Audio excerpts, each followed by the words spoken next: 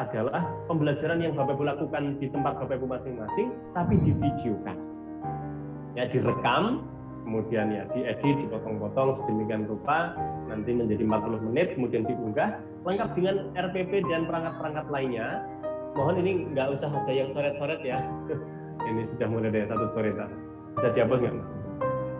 Nah, itu tentang UKIN praktek pembelajaran itu juga, ya, menilai RPP dan menilai praktek pembelajaran. Jadi nanti Bapak Ibu PR-nya setelah kegiatan hari ini adalah segera saja Bapak Ibu menyusun perangkat pembelajaran, harus di luar 3 perangkat yang pernah Bapak Ibu buat ya, selama pengembangan perangkat waktu PPG kemarin.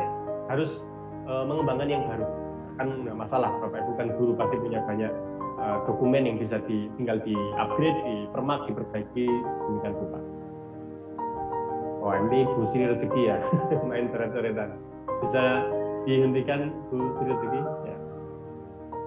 Lalu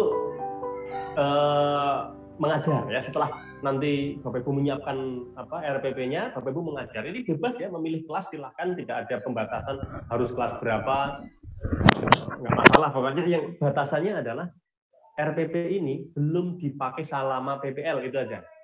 RPP ini belum dipakai selama PPL, lalu Bapak Ibu praktekkan, lalu direkam, lalu di video, sama seperti saat PPL kemarin, bedanya hanya durasi waktunya. Yang kemarin itu editing videonya hanya 15 menit, sekarang menjadi 30 sampai 40 menit. Nah, supaya lebih longgar Bapak Ibu menaruh bagian-bagian dari pembelajaran supaya lebih terwakili. Oke, berikutnya Open Portfolio. Open Portfolio itu apa? Di tahun 2020, Open Portfolio itu hanya ada 4 komponen utama tanpa komponen tambahan. Jadi di tahun 2021 ada tambahan yang kita sebut sebagai komponen tambahan.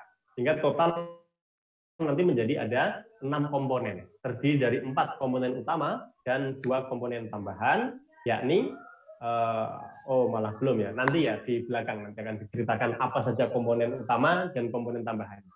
Tapi sekarang kita mulai agak detail penjelasan tentang apa yang harus Bapak Ibu lakukan selama UKIN nanti. Pertama, Bapak Ibu harus mengunggah RPP ke dalam sistem UKIN. Maka sejak sekarang, tadi sudah saya pesankan, ayo buatlah perangkat pembelajaran mulai dari RPP, kemudian LKPD, lalu media, penilaian, dan bahan ajar. Ini komplit ya. Untuk satu RPP itu komplit dibuat lengkap seperti ini, lalu segera disimpan di dalam Google Drive, ya, di dalam Google Drive. Jadi di PDF-kan, lalu disimpan di dalam Google Drive. Sehingga nanti manakala sudah saatnya jadwal unggah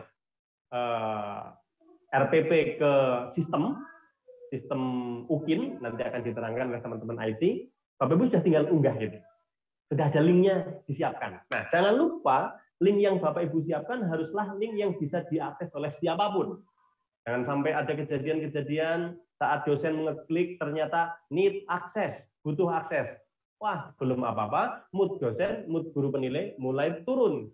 Jadi nggak senang menilai perangkat Bapak Ibu. Maka untuk menghindari ini, pastikan latihan dulu, bagi yang belum lancar, latihan di setting, share screen-nya itu setiap orang yang punya link, anyone with link can view, minimal bisa melihat. Nanti coba dimintakan teman lain, udah bisa buka belum link dari saya gitu. Dipastikan itu, kalau udah beres, nanti jadwalnya datang untuk kegiatan unggah perangkat, nanti tinggal diunggah. Nanti tentang jadwal-jadwalnya, saya kira tim IT sudah disiapkan waktunya. Saya agak kurang hafal, nanti mungkin tidak saya carikan sih, tapi nantilah. Berikutnya, setelah RPP disiapkan, sudah beres, Bapak Ibu ngajar tuh. Ngajar di kelas. Ya memang ada jadwalnya. Jadwalnya kalau tidak salah sudah masuk di bulan Desember, itu jadwal praktek mengajarnya. Tetapi saya mendengar sebagian besar dari Bapak Ibu sudah mulai ada penilaian akhir semester di akhir bulan ini dan awal bulan Desember. Sehingga kalau dipaksa praktek UKI-nya itu sesuai jadwal, mungkin akan kesulitan karena siswa sedang mengadakan PAS. Ya, maka kebijakan kami nggak apa-apa. Misalnya Bapak Ibu terpaksa mengambil gambarnya bisa sebelum jadwal. Ya, ini kompromi saya kira supaya apa? Yang penting kan Bapak Ibu praktek. Faktanya kan Bapak Ibu praktek meskipun tidak di jadwal yang seharusnya. Ya, karena apa? Ketika anak-anak sedang pas, lalu dipaksa untuk pembelajaran dengan kita, saya kok khawatir anak-anak akan enggan untuk aktif gitu ya. Dengan nanti nilai video Bapak Ibu jadi kecil, jadi rendah. Jangan lupa selama praktek mengajar ini Bapak Ibu merekam, ya, direkam itu seluruh aktivitas pembelajarannya, minta bantuan kolega Bapak Ibu untuk bisa merekam dengan cara yang terbaik, ya. Pastikan nanti proses rekamannya bisa menghasilkan gambar yang cerah, audio yang bagus, gitu ya. Mungkin sudah dibimbing selama PPL kemarin, tapi paling tidak saya berikan beberapa tips supaya menghasilkan gambar dengan kecerahan yang cukup baik. Sebisa mungkin kamera tidak menghadap arah datangnya cahaya.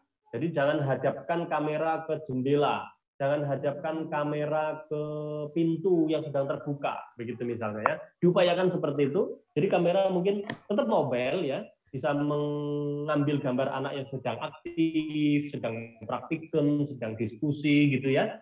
Tetapi sebisa mungkin supaya tidak backlight, ya, tidak gambarnya siluet gitu, maka kamera hadap ke depan mungkin yang ada papan tulisnya, tidak menghadap ke samping kanan atau kiri yang ada jendelanya. Nanti kalau itu terjadi akan menghasilkan gambar yang gelap. Untuk audio silahkan ada Bapak Ibu cara-cara yang mungkin bisa ditempuh supaya suara Bapak Ibu bisa masuk ke kamera, bagaimana caranya.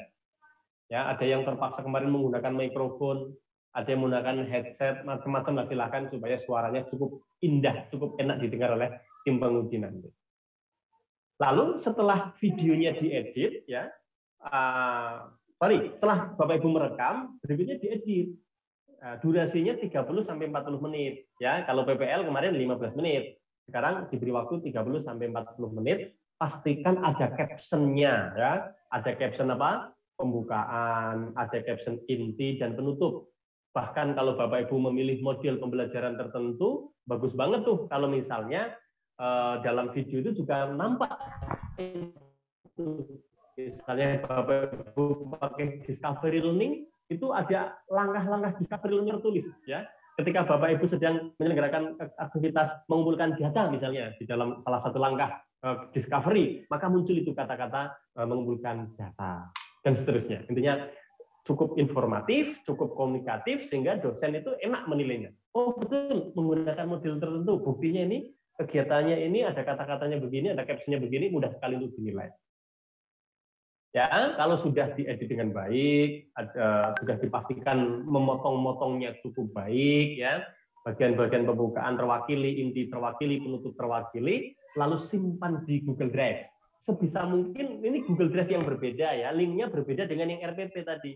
Jadi kalau yang RPP mungkin dalam satu folder yang sama ya, jadi mulai dari RPP, kemudian instrumen penilaian, LKPD itu dibuat dalam satu folder Google Drive yang sama, lalu yang di-share nanti adalah foldernya, ya kan? Yang di-share itu foldernya, ditaruh sana, di-bread gitu.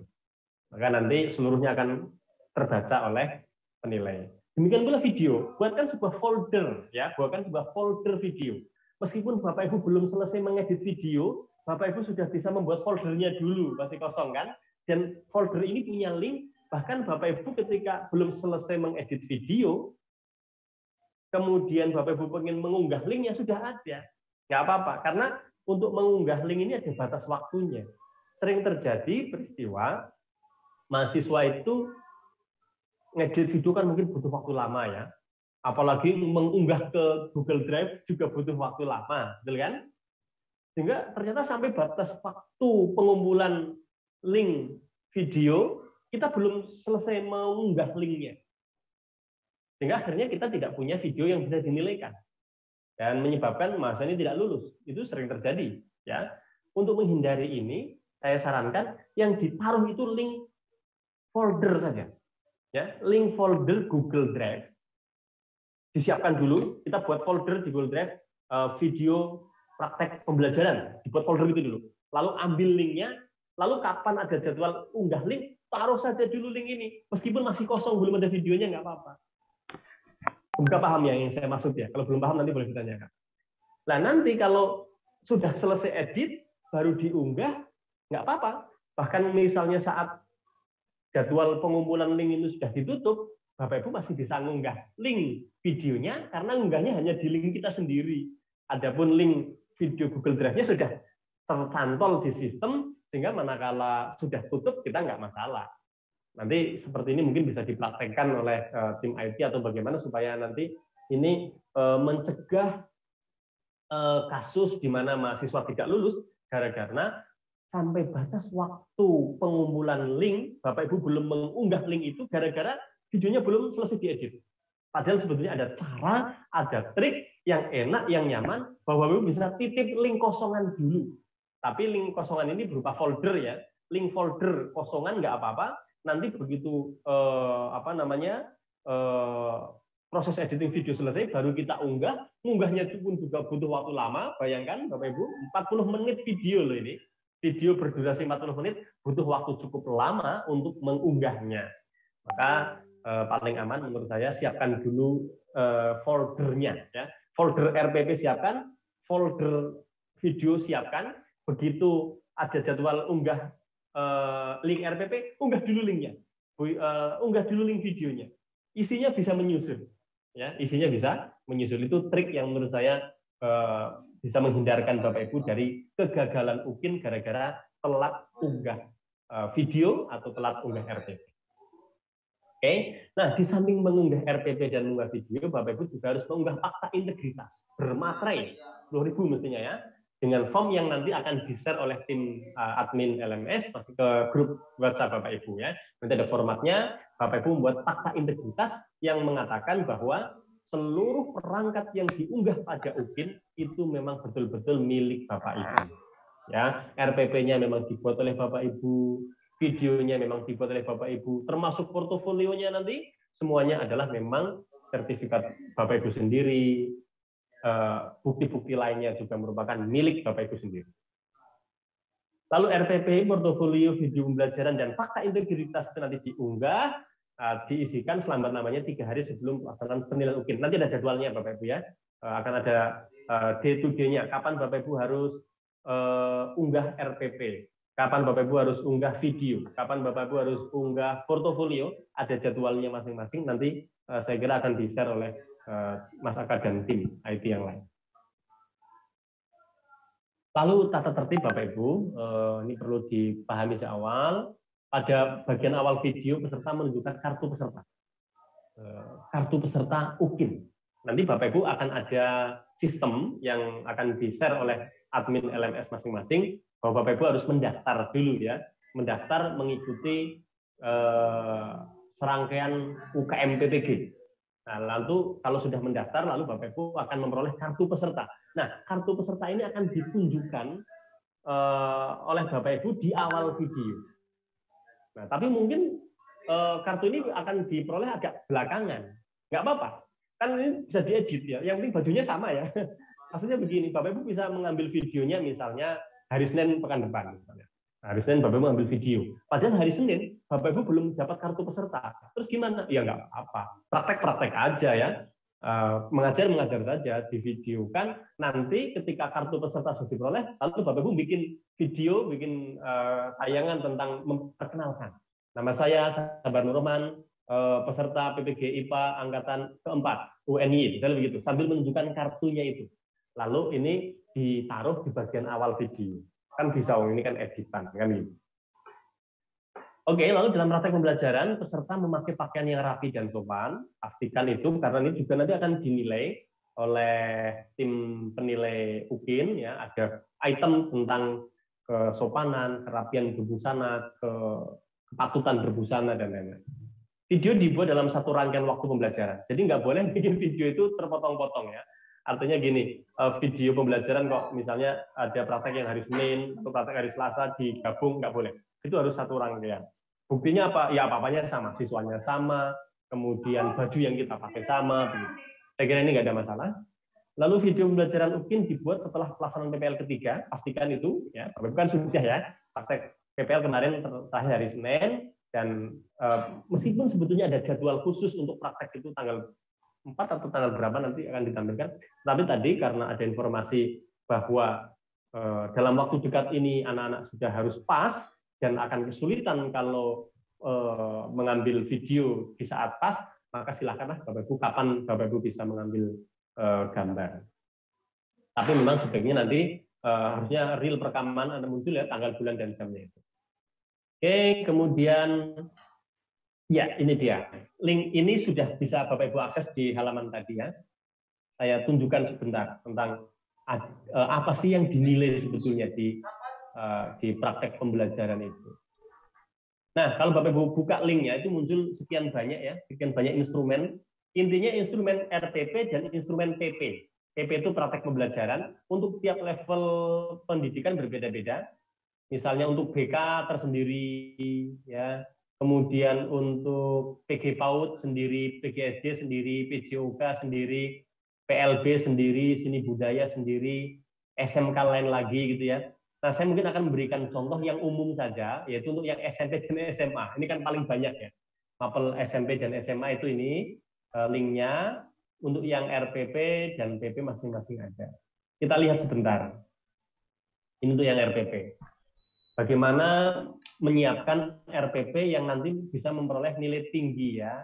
Silahkan diamati satu persatu Bapak Ibu poinnya. Hal-hal krusial misalnya. Yang utama adalah pastikan di RPP tertulis itu seluruh KI dan KD-nya. Seluruh KI yang 4 itu tertulis, lalu KD yang mau diangkat tertulis sepasang itu ya, KD 3 titik sekian dan KD 4 titik sekian harus tertampilkan semua. Kemudian semua indikator terangkat. Jadi meskipun Bapak Ibu hanya mengajar satu pertemuan, tapi seluruh indikator dari KD itu harus dituliskan supaya dinilai tinggi di sini ya. Caranya ya semua kata-kata atau semua konsep yang muncul di KD itu diturunkan menjadi indikator, mudahnya begitu. Kemudian untuk aspek sikap ini harus sampai ke ini ya Bapak Ibu ya, internalisasi dan aktualisasi disiplin, kerjasama, produktif. Ini tolong ini diperhatikan betul ini ya, kata-kata untuk sikap itu adalah yang dikembangkan disiplin, kerjasama, produktif ya, sampai ke level internalisasi dan aktualisasi. Gitu. Nanti tolong ini diperhatikan. Adapun untuk aspek pengetahuan itu harus sampai pada level hot ya, harus sampai level hot, melebihi tagihan ya. Jadi ini akan dapat skor 9 ketika indikator itu sampai pada level di atas tagihan. Maksudnya apa? Misalnya Bapak Ibu ketemu dengan KD yang kalimatnya misalnya begini. Menjelaskan atau memahami atau menerapkan misalnya gitu ya. Menerapkan bla bla bla bla bla bla. Itu kan C3. Maka mungkin selama ini Bapak Ibu mencukupkan, kalau begitu bikinlah indikator-indikator C3. Ternyata tidak. Kalau Bapak Ibu pengen dapat skor 9, Bapak Ibu harus membuat indikator yang melampaui tagihan. Berarti harus minimal C4 dong. Harus ada indikator analisis. Nah, apalagi kalau Bapak Ibu ketemu dengan KD yang analisis. Kan ada tuh banyak KD yang menganalisis bla bla bla bla bla bla. Mau nggak mau, Bapak Ibu harus membuat indikator C5 atau C6. Meng-create ya, membuat sesuatu gitu. Nah, ini supaya dapat skor tinggi ya. Dilihat satu persatu Bapak Ibu, untuk keterampilan itu tidak hanya sampai praktek, tapi harus sampai mengomunikasikan. Kemampuan menyajikan data, mempresentasikan, membuat laporan dan lain-lain itu. Itu kalau yang aspek keterampilan. Tuntutannya memang seperti itu ya. Kemudian untuk tujuan pastikan ABCD ya, ABCD strukturnya, dan untuk C-nya harus cukup bervariasi ya, kondisinya itu harus cukup bervariasi, tidak monoton gitu ya. Oke, kemudian juga ada unsur hot, literasi, 4C ya, 4C, TPEC, pastikan RPP Bapak Ibu mengandung TPEC ya. Mungkin menggunakan Google Form, pembelajarannya memanfaatkan quizzes, menggunakan Google Classroom, membuat video dan lain-lain. Silakan. Itu penting supaya dapat skor tinggi. Ini dia tentang materi harus urut bagus ya, termasuk juga logis, materi terpadu. Penting lagi nih berbasis hasil penelitian. Ya, jadi RPP Bapak Ibu di bagian bahan ajar atau di bagian sumber belajar, ayo cantumkan jurnal, cantumkan hasil penelitian sebagai referensi sumber belajar baik bagi guru atau mungkin bisa bagi siswa supaya dapat skor tinggi. Ya, lalu kontekstual ya, kehidupan nyata, kemudian strateginya sesuai dengan tujuan pembelajaran, model pembelajarannya tepat dengan tujuan pembelajaran, penilaiannya harus lengkap ya, mulai ada kemampuan awal sisa, berarti harus ada pretest ya. Pastikan di RPP muncul ada kegiatan pretest, lalu ada penilaian proses pembelajaran, pastikan itu.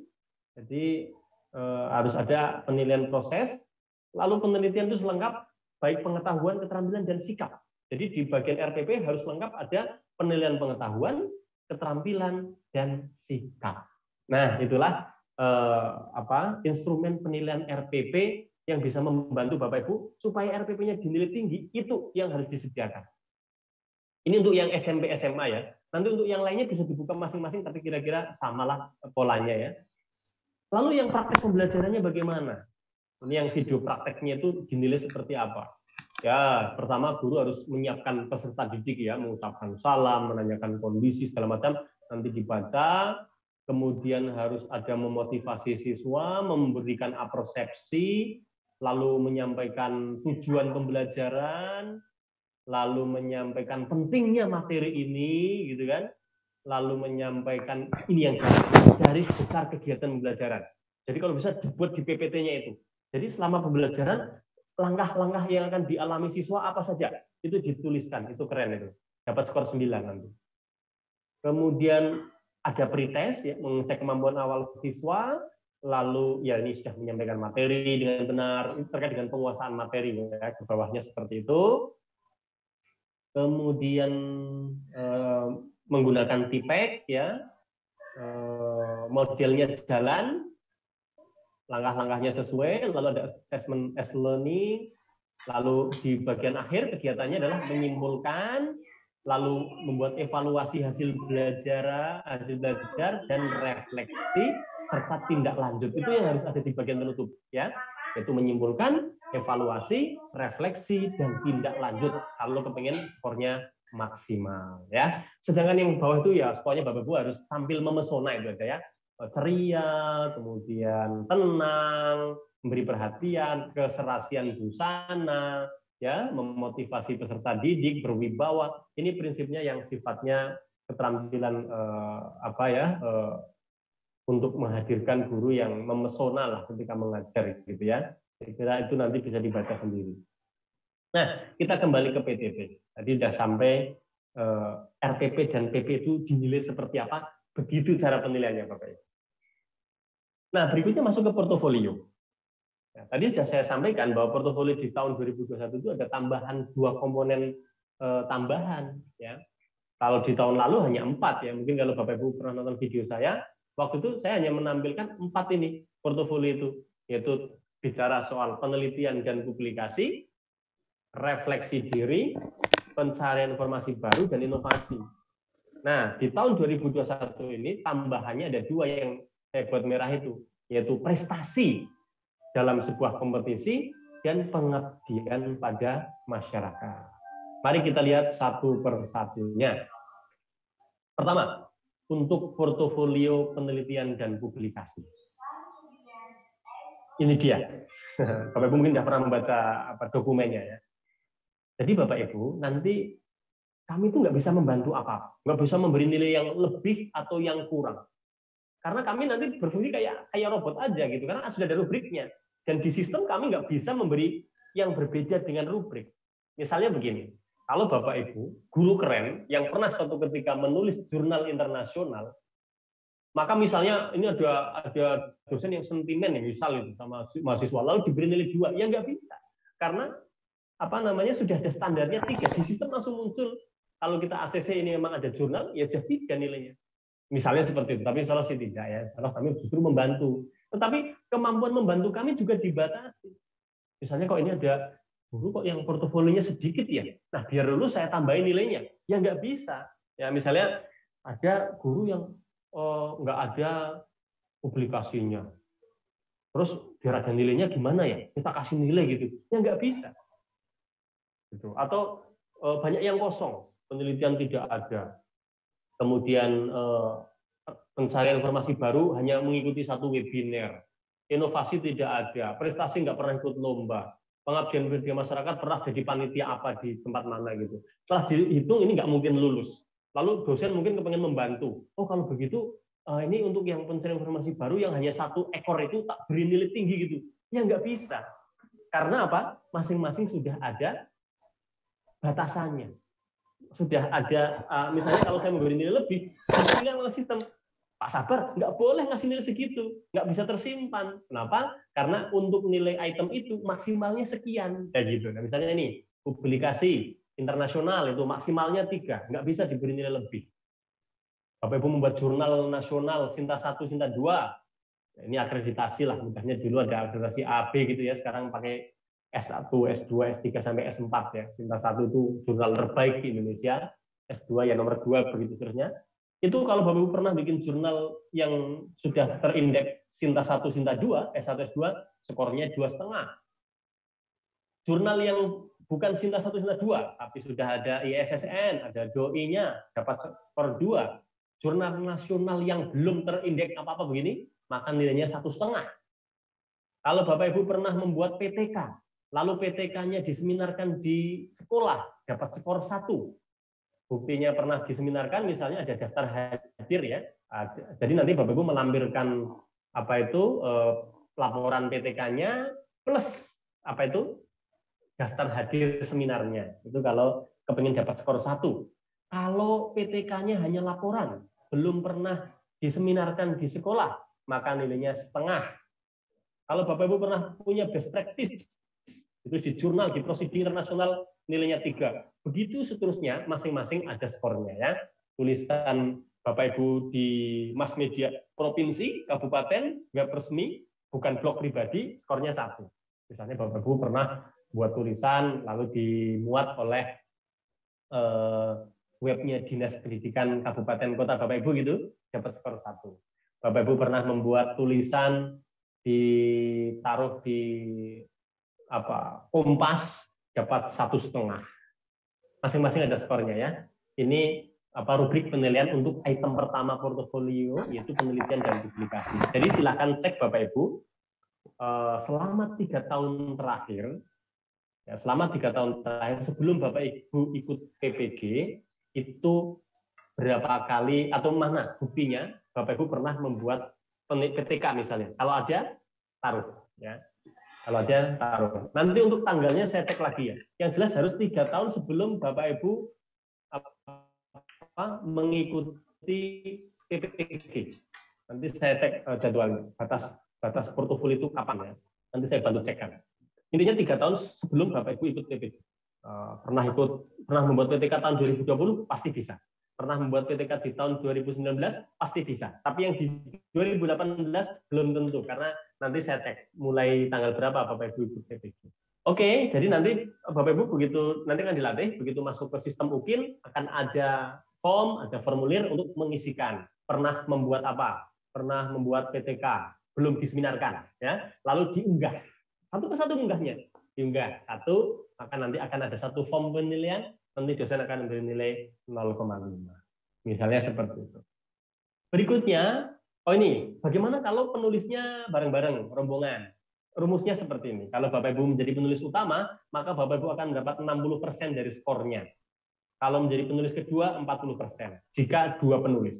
Jika 3 penulis, maka yang 40% dibagi 2. Jadi masing-masing 20%.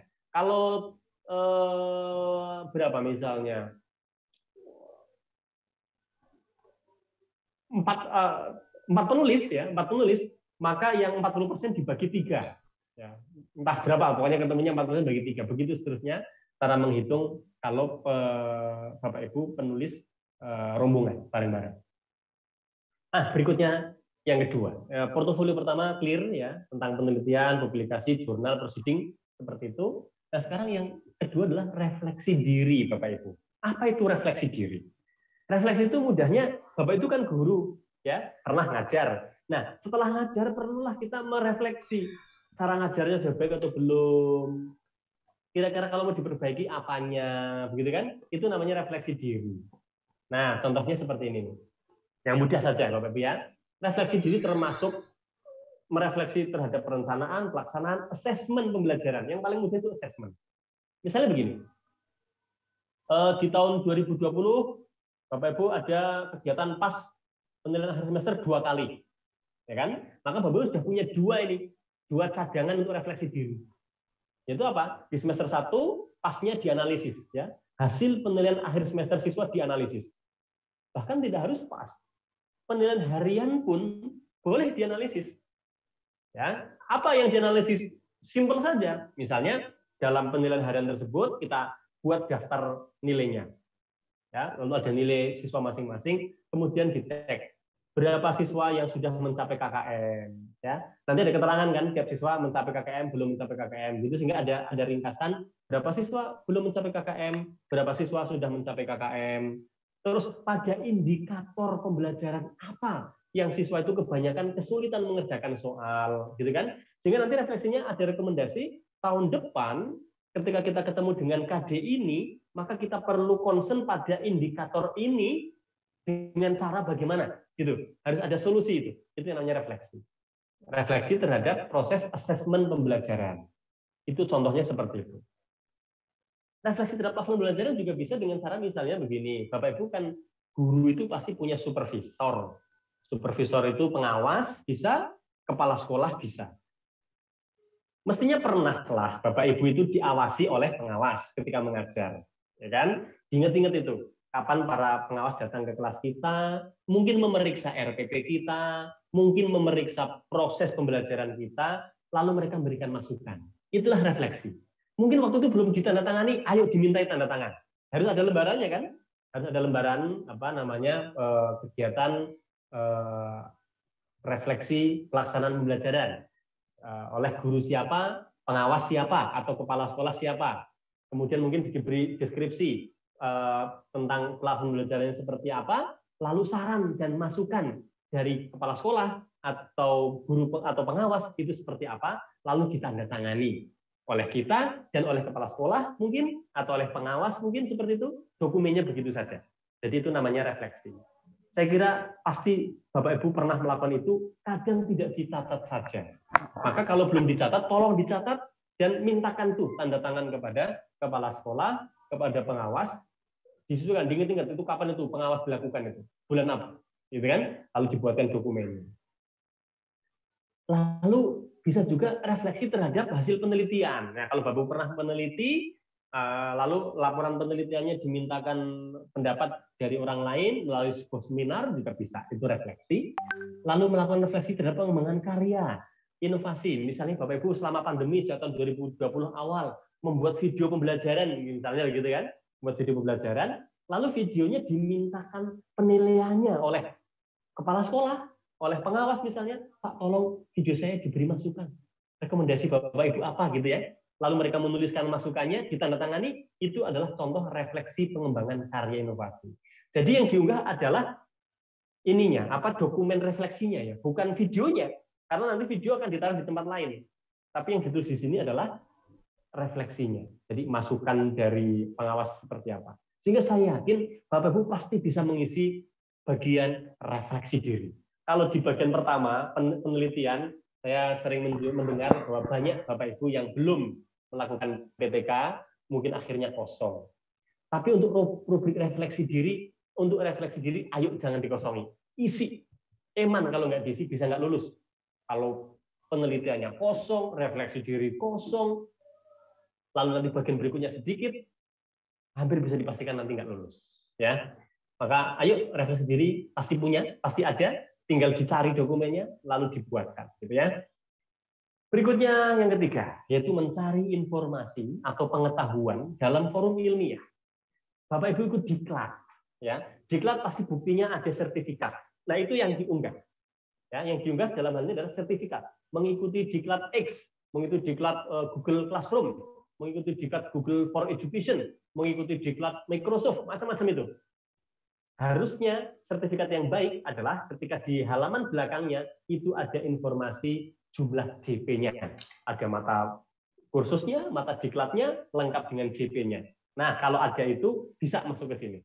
Untuk yang JP-nya 30-80, skornya 1, 81-180, skornya 2, begitu seterusnya. Kalau diklat sampai 960 jam ke atas, maka nilainya 15. Ya, besar sekali ya. Itu untuk kegiatan mencari informasi pengetahuan dalam forum ilmiah. Pertama, ikut diklat. Ya, diklat-diklat, pelatihan-pelatihan dicek. Yang kedua, Bapak Ibu mungkin pernah ikut paket-paket kegiatan guru. Misalnya ikut paket pengembangan kurikulum. Pasti ada ya. Ini mungkin nanti bentuknya SK, atau bahkan mungkin ada durasi waktu bagus, ada jadwalnya gitu ya. Setiap awal tahun, saya kira setiap satuan pendidikan mengembangkan paket kurikulum di sekolahnya masing-masing. Kalau Bapak Ibu terlibat, bisa dimasukkan ke sini ya. Itu nanti akan dipandang sebagai satu paket paket kegiatan guru. Poinnya satu paket itu 0,35. Ya, satu paket minimal 3 jam. 1 jam yang dimaksud adalah 60 menit. Jadi silakan diingat-ingat Bapak Ibu selama ini pernah ikut kegiatan apa? Mungkin pernah ikut pengembangan soal tingkat kabupaten di MGMP-nya misalnya, ya, ikut pengembangan kurikulum di sekolahnya, penyusunan modul dan lain-lain gitu ya. Biasanya penyelenggaranya dinas atau MGMP atau apa sajalah, mungkin diundang oleh kementerian dan lain-lain. Itu bisa menggunakan bukti surat tugas, bisa menggunakan bukti sertifikat atau SK gitu ya, yang menunjukkan Bapak Ibu berkegiatan ini, maka skornya 0,35.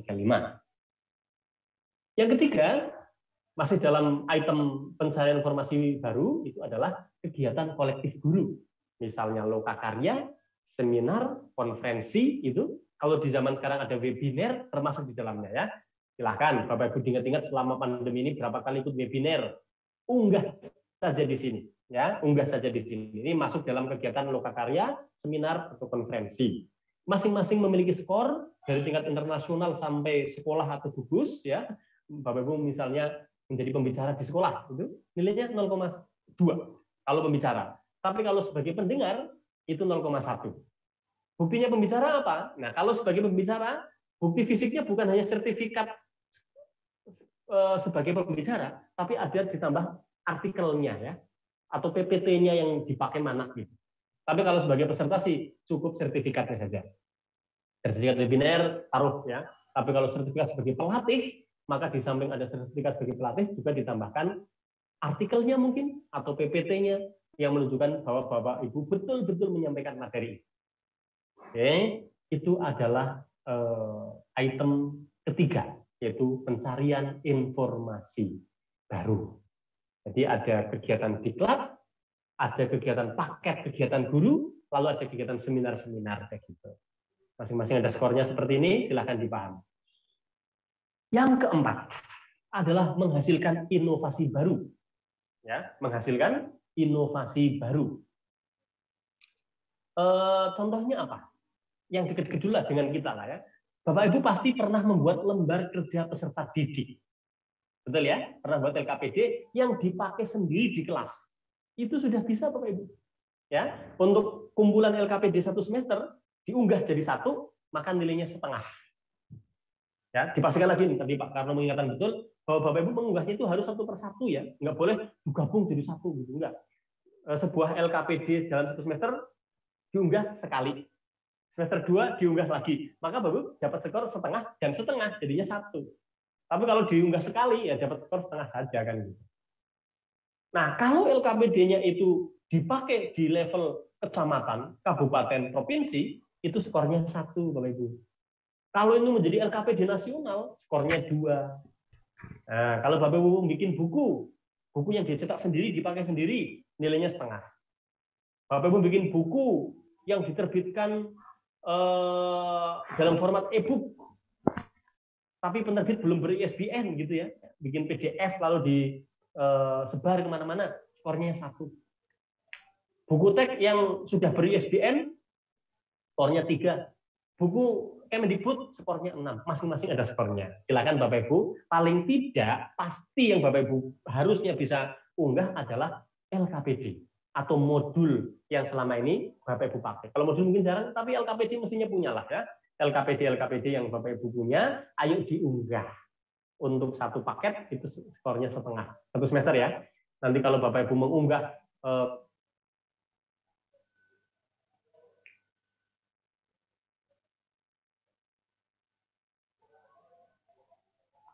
paket, unggah semuanya, maka nilainya totalnya menjadi 2 dengan catatan Bapak Ibu mengunggahnya satu persatu.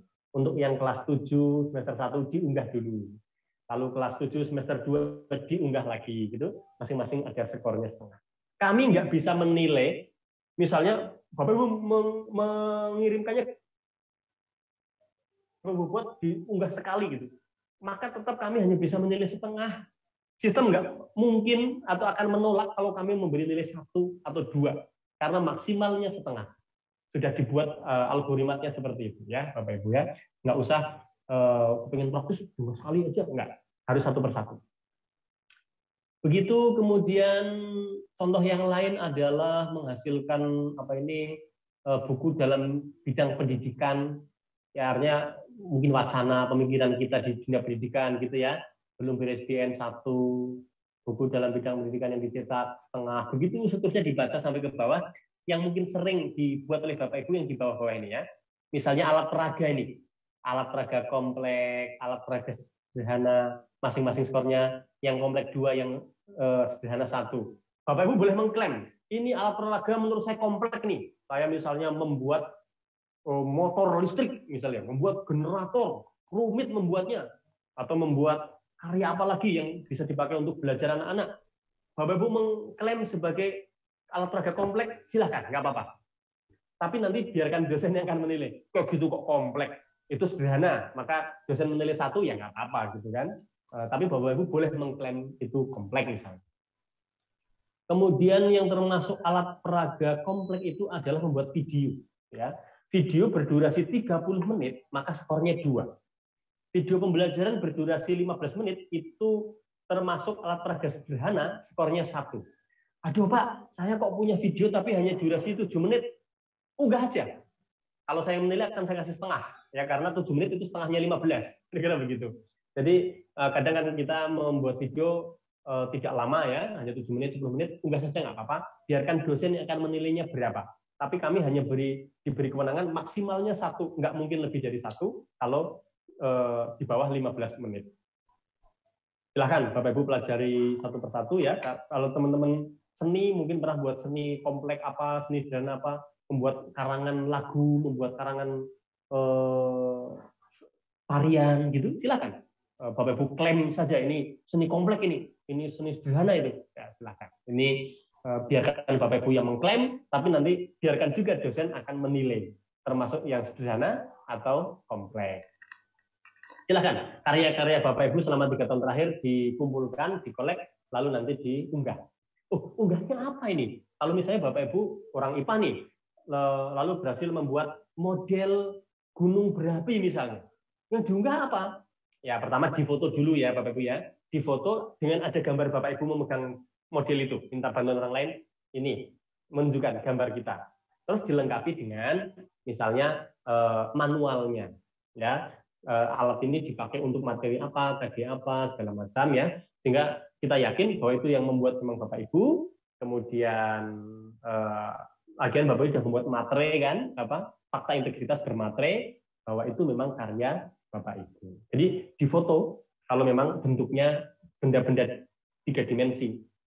Kalau video ya tinggal link YouTube-nya saja ditaruh gitu ya. Bapak Ibu pernah buat video, linknya YouTube yang ditaruh, misalnya begitu. Oke, inilah 4 portofolio bagian utama, dan kita akan bergerak ke yang tambahan. Yaitu yang pertama adalah prestasi hasil kompetisi. Silahkan dicatat Bapak Ibu ya. Masing-masing ada skornya, mulai yang mungkin sering Bapak Ibu alami, ikut lomba tingkat kecamatan, tingkat gugus ya. Juara 1 sampai 5 skornya 0,3. Begitu seterusnya bisa diperhatikan ya. Apa bukti fisiknya? Ya sertifikat ya. Yang paling mudah sertifikat. Mestinya panitia itu kalau ada lomba dan ada yang menang harusnya diberi sertifikat. Kalau nggak ada sertifikatnya ya gimana kan gitu. Kalau hanya piala nggak susah ya. Harus sertifikat menurut saya. Sertifikat. Bukti fisiknya sertifikat. Silahkan di screenshot ini untuk mengetahui kira-kira dapat skor berapa. Lalu yang terakhir kegiatan pengabdian. Masing-masing ada skornya. Mulai dari yang rendah saja dulu. Misalnya Bapak Ibu kan pernah jadi panitia di tingkat sekolah, ya, ikut panitia penerimaan siswa baru, ikut panitia acara MOS, panitia 17-an gitu ya, mungkin di kecamatan, mungkin di desa, asal ada SK-nya, ada skornya. Yang problem itu kalau panitia di kampung ya, di desa itu seringnya nggak ada SK gitu ya, nggak bisa dipakai. Tapi kalau di sekolah biasanya ada SK. Kalau itu dibuat oleh dinas biasanya ada SK. Itu yang dipakai. Bahkan sebetulnya misalnya Bapak Ibu berperan aktif di kegiatan kampung ya, di RT RW apa gitu, pada dasarnya bisa. Ya. Cuma kan bukti fisiknya apa gitu ya, susah. Nah, inilah Bapak Ibu untuk bisa mendapatkan skor terbaik, isi semuanya. Ya, yang punya apa ditaruh. Oke, Bapak Ibu, masa pengumpulan portofolio itu adalah bagi Bapak Ibu yang gajab ini adalah karya selama 3 tahun sebelum PPG. Maka nanti saya akan cek sebetulnya Bapak Ibu harus apa namanya ini karya tahun mulai kapan bisa diunggah ya. Kok nanti saja ya, kalau pas sesi tanya jawab saya carikan datanya. Mungkin Bapak Ibu hafal kapan pertama kali Bapak Ibu tanggal berapa PPG-nya gitu ya. Itu dihitung mundur 3 tahun ke sana. Itulah barang-barang yang bisa dinilaikan. Kalau sudah melebihi 3 tahun berarti tidak bisa dinilaikan. Ini rangkumannya Bapak Ibu, sebanyak apapun penelitian Bapak Ibu yang diunggah, nanti skor maksimal yang dipakai itu 4. Seberapapun banyak Bapak Ibu membuat refleksi pembelajaran, nanti skor yang dipakai maksimal 3. Termasuk dalam kegiatan diklat, Bapak Ibu skornya sampai 15 misalnya, mengikuti sekian banyak diklat, webinar, tapi skor yang dipakai maksimal hanya 3. Karya inovasi, skor yang dipakai maksimal 4. Ya, misalnya Bapak Ibu berhasil membuat video kompleks 2, itu sudah cukup. Masing-masing 2 dan 2 kan nilainya 4. Kok ada tambahan lagi yang ya tetap dinilai, tetapi oleh sistem tidak masuk dalam hitungan.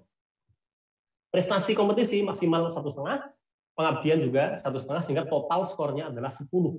Nah, nanti sistem akan mengalihkan dengan 10 sehingga nanti nilainya ratusan. Ya. Nilai yang akan muncul di sistem dosen dan guru pamong itu nilainya ratusan, bukan puluhan seperti ini. Jadi bukan saya dikalikan 10 ya. Skor yang diperoleh Bapak Ibu kalikan 10. Itu cara penilaiannya. Adapun nilai akhirnya adalah seperti ini. Memang nilai portofolio itu hanya 1/7 ya. Adapun 6/7 lainnya adalah berasal dari skor praktek pembelajaran. Jadi skor RTP dan skor PP di rata-rata kalikan 6 ditambah nilai portofolio bagi 7 itu menjadi nilai UKIN. Dan Bapak Ibu akan lulus UKIN kalau nilai UKIN-nya minimal 70. Ya, jadi Bapak Ibu sebenarnya bisa ngitung-ngitung sendiri kok, sudah lulus atau belum ya. Kalau portofolionya sekian, ya kan, lalu dikalikan 10 tadi ya, kemudian ditambah dengan 6 kali skor praktek pembelajaran, jadi Bapak Ibu kira-kira menskor RPP-nya berapa gitu, 80 misalnya, dibagi 7, kalikan 6 bagi 7, nanti ketemunya berapa. Itulah akan menjadi nilai UKIN Bapak Ibu. Ya, dan untuk kelulusan UKM PPG, Bapak Ibu harus lulus dua-duanya. Harus lulus UKIN dan lulus UP untuk menjadi syarat tahun depan Bapak Ibu tersertifikasi, kira-kira gitu ya, dapat sertifikat gitu ya, dapat sertifikasi gitu. Kalau hanya lulus UKIN tapi nggak lulus UP, ya harus mengulang UP tahun depan. Tahun depan karena Bapak Ibu angkatan 4 ya, karena akhir Desember ini. Kalau Bapak Ibu lulus UP tapi nggak lulus UKIN, maka tahun depan hanya mengulang UKIN. Dua-duanya nggak lulus, ya dua-duanya diulang. Dua-duanya lulus, ya sudah selesai kan gitu ya. Nah, itulah Bapak Ibu informasi yang mungkin penting untuk Bapak Ibu ketahui. Ini dia masa studi PPG. Maksudnya begini, bahwa Bapak Ibu masih bisa mengulang UKIN, masih bisa mengulang UP seandainya tidak lulus itu sampai 3 tahun. Ya, selama masa studi peserta boleh mengikuti UKM PPG sampai lulus itu sampai 3 tahun. 3 tahun dihitungnya sejak kapan? Ya sejak kemarin pertama kali Bapak Ibu terdaftar sebagai mahasiswa PPG. Sampai 3 tahun berikutnya Bapak Ibu masih boleh mengulang-ulang PPG, UKIN atau UP manakala belum lulus. Terima kasih Bapak Ibu, itu yang bisa saya sampaikan. Mungkin sudah ada pertanyaan-pertanyaan, silahkan. Yanti, Farma, dan segala macam, monggo Mas Aka atau admin